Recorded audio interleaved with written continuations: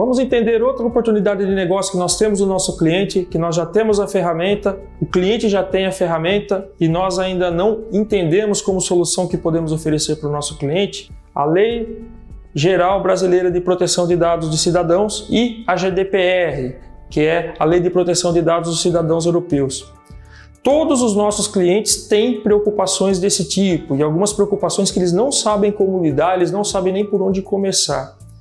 Como que a gente, como provedor de serviço Microsoft, como provedor de licenciamento Microsoft ou como provedor de nuvem Microsoft pode ajudar o nosso cliente a avançar nesse cenário? Por exemplo, o nosso cliente ele tem uma ferramenta de busca e auditoria de conteúdo para qualquer cenário onde ele pode identificar qualquer vazamento de informação.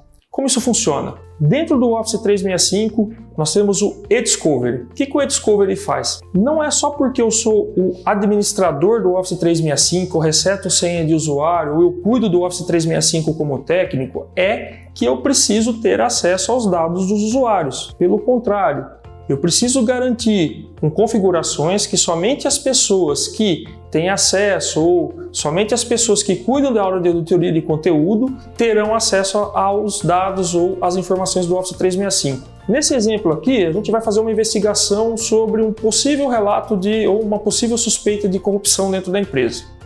O que acontece? Vocês estão vendo ali que a Megan é a usuária que está logada no Office 365.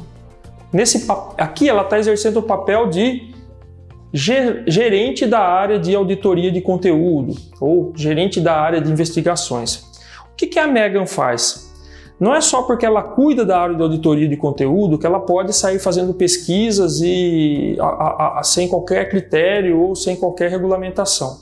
Ela precisa criar um caso de investigação ou um perímetro de busca. Como funciona isso? A gente está muito acostumado a ouvir falar de Lava Jato, não é?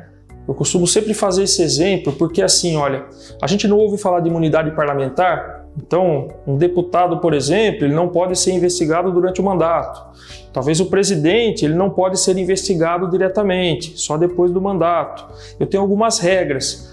Dentro do contexto de investigação de conteúdo do Office 365, eu também trabalho com essas regras. Então o que a Megan está fazendo aqui? Olha, ela está definindo o que vai ser investigado, ou quem pode ou quem deve ser investigado. Então ela vem ali, ela está criando uma nova road ou um novo caso de investigação, um novo escopo de investigação, ou o que pode ser investigado. Ela já definiu as pessoas que serão investigadas, nesse caso o time de finanças mais o usuário.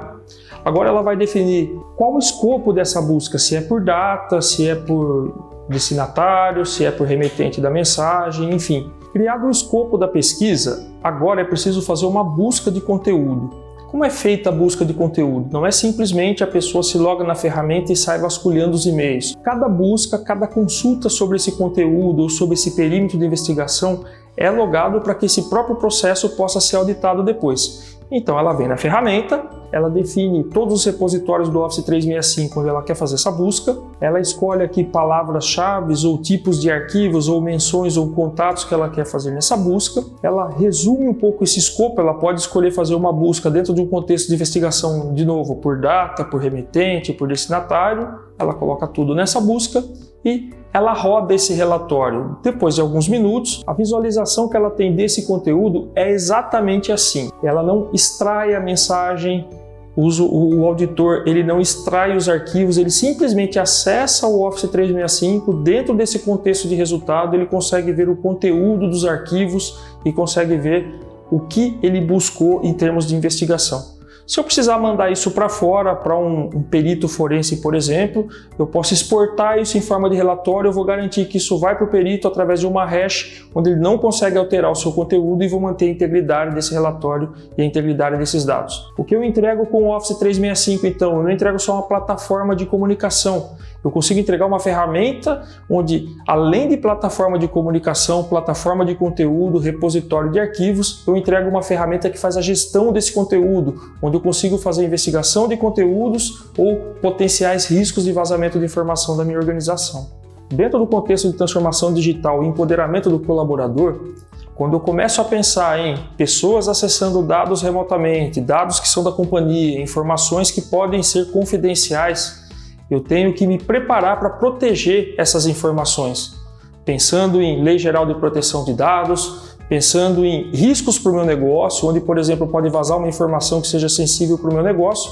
E normalmente eu não tenho dispositivos que garantam a melhor experiência, ou para o meu usuário ser mais efetivo e mais ágil na tratativa dessas informações, ou quando a TI consiga garantir junto com a área de segurança que nenhum dado da corporação vai ser vazado ou vai ser acessado indevidamente. A gente vai ver aqui uma experiência simples, onde o usuário ele abre um Word e simplesmente começa a digitar informações sobre algum dado, algum relatório ou coisa do tipo. O que a gente viu? A própria ferramenta, ao ela digitar, por exemplo, nesse caso, números de cartão de crédito com uma combinação de números de conta corrente, a ferramenta já sugeriu com que o usuário classificasse esse documento. E não é classificar da forma que ele quer ou garantir que ele aplique a segurança da forma que ele quer. São dados que envolvem informações de crédito, então obrigatoriamente esse documento ele tem que ser configurado como confidencial, dentro de um grupo de segurança, de um grupo que a empresa definiu, onde só usuários, só funcionários que têm acesso às informações confidenciais podem ler ou podem analisar esse arquivo. Então ele já colocou uma marca d'água, fica marcado como confidencial, eu posso escrever o que eu quiser nessa marca d'água, por exemplo, o nome do usuário para evitar que ele tire uma foto ou coisa do tipo. E mais que isso, eu aplico a criptografia em cima desse documento.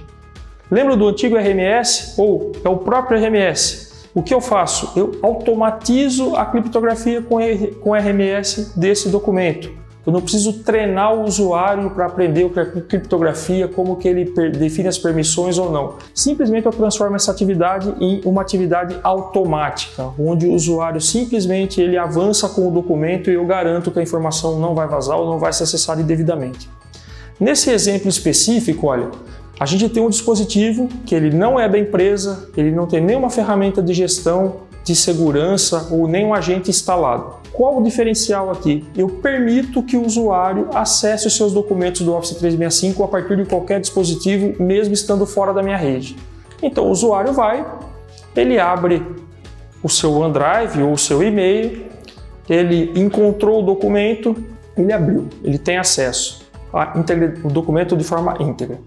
O que ele vai tentar fazer? Ele vai tentar fazer uma cópia local desse documento, ou dar um salvar como no documento nesse dispositivo. Como o documento está marcado, lembra que a gente marcou ele como confidencial? Algumas regras ali, por exemplo, não permitem que o documento seja salvo fora da nuvem da empresa ou em dispositivos não conhecidos pela organização. Então ele tenta salvar o arquivo, ele não consegue, ele não tem permissão. Ok. Nada impeça, por exemplo, que o usuário vá e tente copiar o conteúdo do arquivo. Então ele vai lá, ele seleciona, ele copia e ele tenta colar esse conteúdo no corpo do e-mail, por exemplo, ou poderia ser num outro arquivo. Olha a mensagem que ele recebe. Ele não pode fazer cópia desse documento. Se ele tentar tirar um print screen da tela, ele não vai conseguir, a tela vai ficar toda preta. Ele não tem permissões para trabalhar ou fazer qualquer coisa com esse conteúdo se ele não tiver autorização ou esse documento for aberto para ele. É muito mais amplo do que tudo isso que a gente viu, porém são cenários onde eu já começo a ter